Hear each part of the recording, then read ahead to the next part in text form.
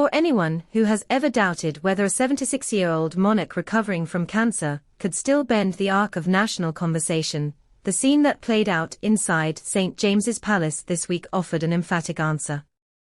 The guard chamber had been laid out with almost theatrical precision, bronze cannon at attention in the window bays, walls hung with captured Napoleonic standards, the air scented faintly with beeswax, and the lilies that arrived twice weekly from the Sandringham greenhouses, yet nothing about the gathering felt stage-managed. Charles III moved slowly, but without courtier assistance, crossing the checkerboard floor to greet 30 teenagers, who looked as if they might levitate from a mixture of nerves and disbelief. The sovereign extended his right hand, the left resting lightly on a stick made for his great-grandfather in 1911, and began a conversation whose bluntness startled even the children's youth workers.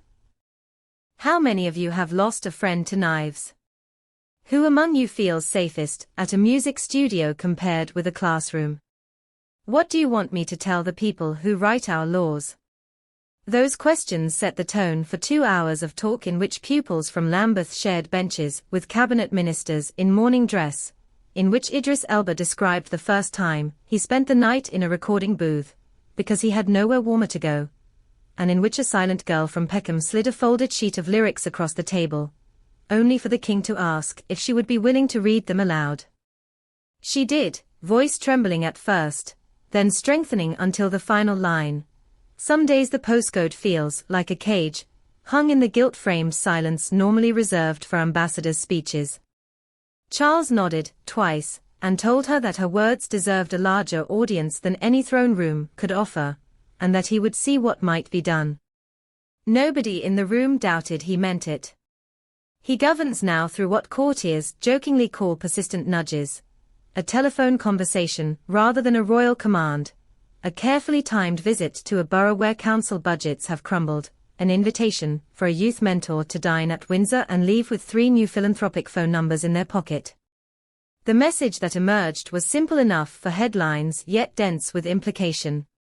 Britain's knife crime epidemic is not an inevitability, and young people do not thrive on platitudes. They need safe rooms, functioning studios, consistent mentors, and yes, the dazzling jolt that comes from stepping inside a palace and hearing a king treat their anxieties as state business. That conviction fed directly into the Creative Futures scheme announced at the end of the round table, a partnership between the King's Trust and the Elba Hope Foundation that will underwrite community recording suites, mobile film editing buses, even a touring mentorship program, in which successful grime producers spend a fortnight embedded in secondary school music departments long since stripped of brass and strings. The line item budget runs to only £5 million in the first year, yet the effect of royal imprimatur is far larger, when a monarch says publicly that a half-finished drill track deserves the same encouragement as a Mozart concerto. Arts Council officials and city councils take notice. Elba's role as galvanizer cannot be overstated.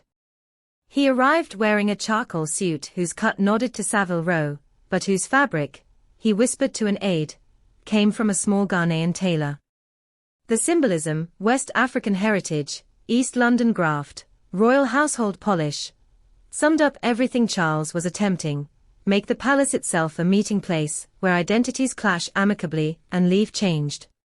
Elba spoke about how the prince's trust grant he received at 21 paid for an equity membership card, without which no agent would answer his call. He recalled the moment he realized that many inner-city teenagers choose gang allegiance because it is the only entity that hands them a business card and promises a career path, however twisted.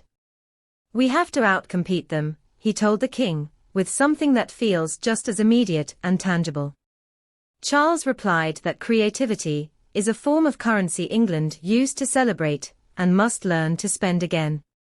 Those remarks, keenly noted by the government ministers present, will fuel policy memos for weeks, but away from Westminster corridors a different narrative was brewing. Photographs of the session, Charles leaning in, forehead almost colliding with a 16-year-old rapper's baseball cap, Elba gesturing like a preacher, at Speaker's Corner, flooded Instagram and TikTok within an hour. They carried an authenticity that PR teams struggled to manufacture. The monarch appeared curious rather than ceremonial. The young guests relaxed enough to laugh openly at one of Idris's anecdotes about accidentally calling a director bruv on his first day in Hollywood.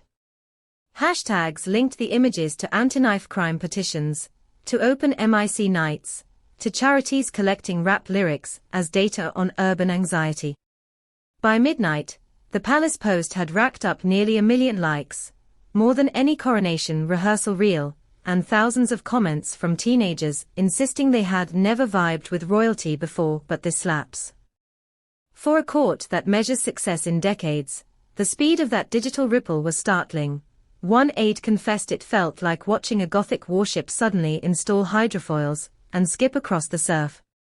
No public schedule, however, occurs in isolation from Windsor family tension.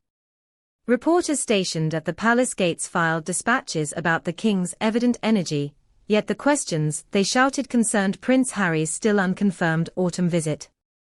Would Charles meet him at Clarence House or Sandringham? Could Prince William be persuaded to attend?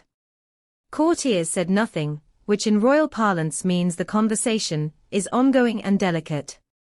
The Well-Child Awards, scheduled a week after the summit, will bring the Duke of Sussex to London for the first extended period since the publication of Spare, and while the Sussex security lawsuit remains unresolved, 3 senior Met officers have privately outlined a compromise whereby Harry could stay overnight inside a royal estate with temporary police coverage, at significantly lower cost than the rolling protection he demands for civilian hotels. It is that plan, driven as much by the king's wish to see his son while undergoing cancer treatment as by any bureaucratic sympathy, that suddenly renders the newly publicized Sandringham rental cottage relevant. A discreet house separated from the main residence by a walled garden, close enough for private meetings yet distant enough for media management, fits every logistical requirement. Whether William finds the symbolism palatable is another question. Friends of the Prince of Wales insist he has not yet reached the forgiveness stage, while sources close to the monarch suggest a father's mortality can accelerate softening that years of argument have failed to achieve. Meanwhile, palace strategists walk a tightrope. They know the public responds more warmly to stories of honor recipients than to tales of sibling rancor, so they doubled down on the investiture's human drama.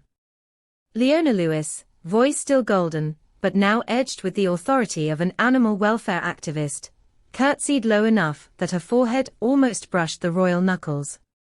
Photographers caught the moment she whispered that her sanctuary for ex-racehorses had just passed the break-even point. Charles replied that Queen Elizabeth would have approved, and Leona blinked back sudden tears. Mylene Klass, crisp in bottle-green silk, accepted her MBE, then produced a folder of policy proposals on miscarriage leave. The king took it, promised to read it during the evening's Sandringham train ride and asked whether she had spoken to the health secretary. 10 minutes later, a footman was relaying her mobile number to the Department of Health private office. Such granular follow-through is Charles's hallmark, but seldom reaches the headlines. He lacks his mother's sphinx-like mystique, yet compensates with breathtaking administrative stamina. Handwritten notes to ministers, annotated charity prospectuses dispatched at dawn, phone calls to parish councils about hedgerow restoration. Critics scoff that Britain needs modern governance, not gardening tips, yet the adolescents who left St. James's clutching business cards marked "Private Secretary to the King" know the difference between platitude and promise. One told reporters his youth club would never again struggle for rehearsal space, because a guy with Crown connections just said he'd call the borough. That is the soft power on which the monarchy has always staked its relevance, unseen, unlegislated, but potent in ways no elected official can easily replicate. The summit's immediate aftermath saw Elba announce via social media that Creative Futures will open its first regional satellite at a disused rail depot in Birmingham, converting boxcars into soundproof studios. Funding details remain hazy. In truth, they always do at this stage, but palace insiders whisper that a consortium of luxury goods philanthropists, previously skeptical of youth outreach, pledged 6 figures within 48 hours of the royal Instagram post. Elba joked in a radio interview that he would invoice